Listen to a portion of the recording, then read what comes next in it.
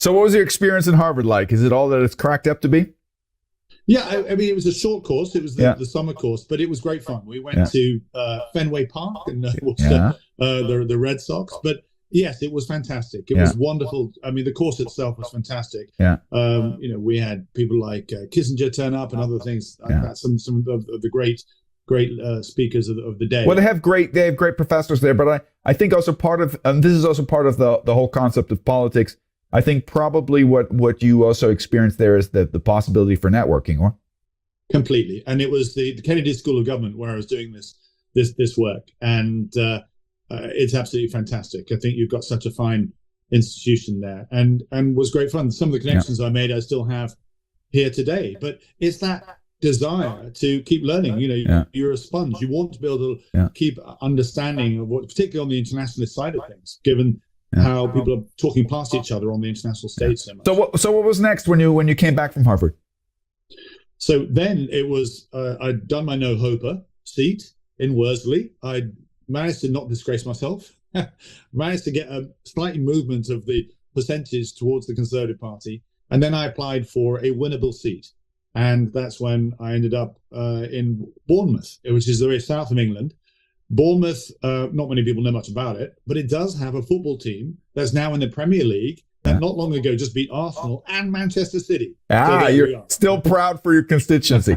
Let me ask you a question. This is always something that I found interesting. How does one win over a constituency of an area where one maybe didn't grow up? I think isn't developing a personal brand a huge challenge for a young politician? How did you go about that? Yeah, I mean, they're voting. You vote. Why do you vote? Why does anybody vote for anything? And you could probably put it down to four things. One is that there's a new leader in town. Tony Blair, love the cut of his jib. Think he's going to take Britain places. I'm voting for Tony. I'm not necessarily Labour, but I'm going to vote for that person. Yeah.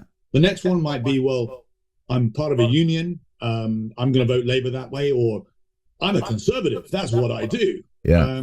Or it might be a single issue thing. It might be like green issues are important to me, so I will vote. So it might be a particular issue. There's a motorway being built or a hospital that's required. That's going to be my candidate. And then the final one is, well, I like the local person. I like who might represent me, down here in this area. They're going to be good for Bournemouth in that case. So it's actually a combination of these things. I have to say the biggest one is simply the party itself. Okay, so at the last general election, the tide took me out. The Conservative Party has been in Bournemouth, I don't know, forever. And suddenly we lost that seat because we were inept for the last 4 years. How many prime ministers have we had? The Southern Thoroughfare, Theresa May, Boris Johnson, Liz Truss, and then I think you Brits have been trying to compete with us Americans when it comes to the buffoonery of things. Yeah, but that's my personal opinion. Yeah. But let me get back. So that's why. And there's time for change. I mean, let me get back to that, because that's too easy answer, and I think you can give me a better answer than that. Maybe I can ask you the question in a different way. How, and this, maybe it's not an easy question to answer because it's a fairly broad and ambiguous question, but I think it's a powerful, and I think it's one that all politicians have to look at, in particular in difficult times like it is now.